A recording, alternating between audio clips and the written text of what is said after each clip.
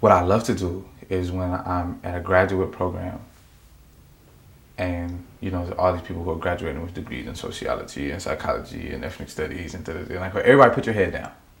And they all put their head down. And I start off being funny first, you know, and I want to ask some questions, and I want you to raise your hand or not raise your hand to answer the question. Raise your hand if in any way you feel it's true that black people are scary. You know, room with 100 people in it, 9 hands go up. Raise your hand if any way you believe it's true, and everyone's head is down low.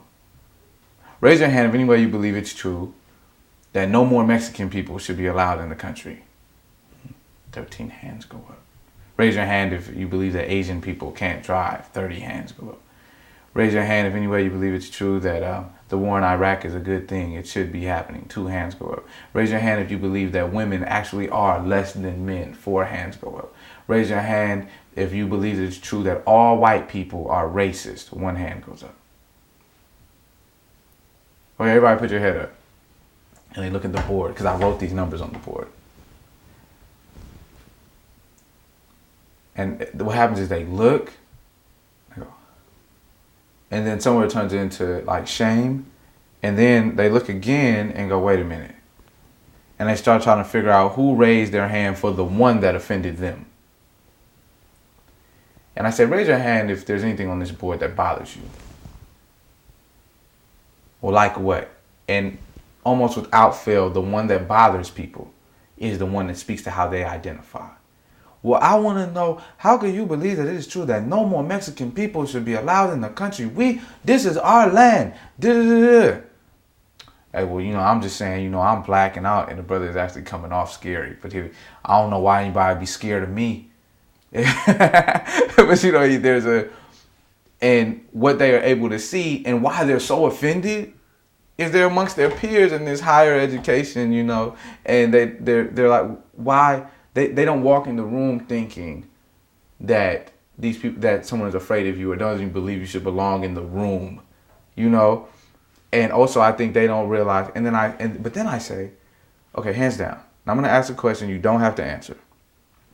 But raise your hand if you rose your hand for any of the questions I asked, and your vote is up here on the board, and you would like to talk about the one you raised your hand for.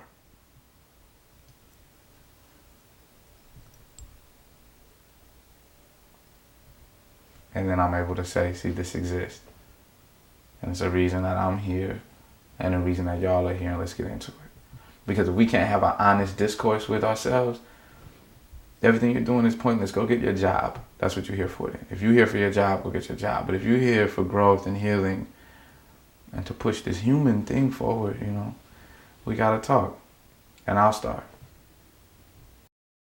Us having a healthy, better future is all dependent, in my eyes, on us people, period, acknowledging and owning that there is a problem, that racial injustice exists, and that an attack on people of color physically, spiritually, and mentally exists.